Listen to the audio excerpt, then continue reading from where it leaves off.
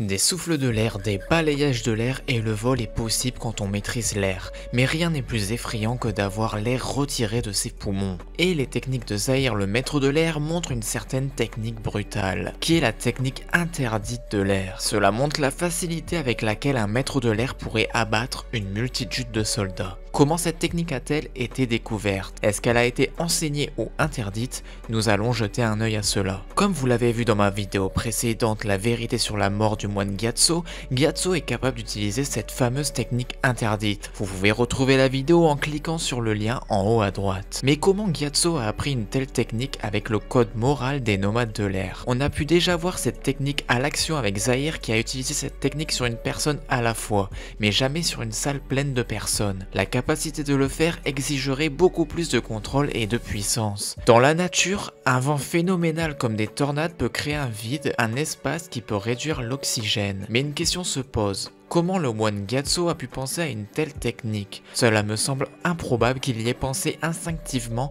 lors de l'invasion de la Nation du Feu. À moins qu'il a déjà entendu parler de cette technique bien avant, et j'ai ma petite idée. Chaque maître de l'air dans l'histoire a strictement respecté le code des nomades de l'air. Mais un maître de l'air voyou notable est la mère de l'avatar Kyoshi, Jessa. Jessa est une ancienne maîtresse de l'air qui a détourné la vie de nomade de l'air pour une carrière de criminel. Ses compétences étaient remarquables et elle avait un manque de réserve sur le fait de porter préjudice aux autres. Elle est antérieure à Zahir dans sa brutalité et il est possible qu'elle ait utilisé des tactiques individuelles semblables à la façon dont Zahir a conduit son attaque sur la Reine de la Terre. À son époque, elle a peut-être développé une technique qui se rapproche de ce que Gyatso a utilisé comme technique. Jessa n'était pas très aimée parmi les nomades de l'air. Le sentiment était probablement réciproque, car elle avait des serpents tatoués au lieu des flèches traditionnelles. Nous avons déjà un indice sur l'interdiction de cette technique. En effet, étant donné qu'elle n'était pas appréciée, l'histoire de cette nomade de l'air était taboue et on parlait pas de ces techniques. Jessa par la suite s'est affaiblie avec le temps et a commencé à utiliser des éventails de métal pour compenser, quelque chose qui a été transmis à l'avatar Kyoshi et les futurs guerriers Kyoshi. Mais sans son potentiel, il est moins probable que Jessa aurait eu la capacité de réussir un mouvement aussi puissant. De plus, si une criminelle avait utilisé cette technique, la rumeur se serait répandue comme un incendie. Donc, ce n'est pas elle. Ce n'est pas non plus l'avatar Yang Shen, car elle n'est pas connue pour ses actions violentes, même si elle n'était pas forcément pacifiste. Dans son devoir d'avatar, elle devait combattre les forces afin de maintenir la paix. Elle a dit à Aang qu'elle avait compris que l'avatar ne pouvait pas être libre de la tâche terrestre, et qu'il devait être humain afin de protéger les êtres mortels du monde. Il n'y avait aucune chance pour la perfection, et elle ne plierait pas la morale pour réaliser de telles techniques. De plus, il est probable que beaucoup de ces batailles étaient contre les esprits,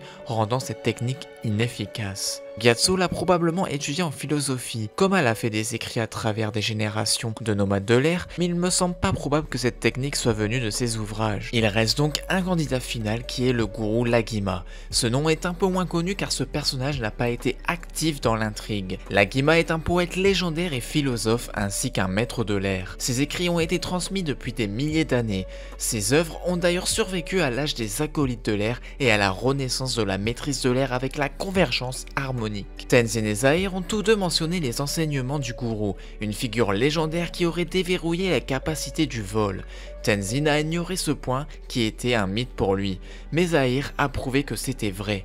La connaissance approfondie de Zahir pour les écrits de Lagima a peut-être inspiré la technique que le maître de l'air a exécutée. Lagima n'était pas opposé à certaines formes de destruction, comme l'un de ses écrits qui déclare qu'une nouvelle croissance ne peut exister sans la destruction. Les grands exploits de Lagima sont devenus légendaires et considérés comme des exagérations ou pure fiction au cours des siècles. Grâce à ces récits, de nombreux maîtres de l'air ont été en mesure de recréer ces exploits, et donc donner la vérité sur cette soi-disant légende. Gyatso a sûrement lu les récits, et c'est comme ça qu'il a découvert la technique. On remarque donc qu'il y a encore bien des secrets sur la maîtrise de l'air. Est-il possible que les récits du gourou cachent encore des techniques ou des sous-maîtrises? Sûrement. Et je vais tenter de résoudre cette énigme dans une prochaine vidéo. Et voilà, c'était tout pour la technique interdite des maîtres de l'air. J'espère que cette vidéo vous a plu. Je vais sûrement faire une vidéo sur la technique interdite des maîtres du feu. Je vous dis à la prochaine.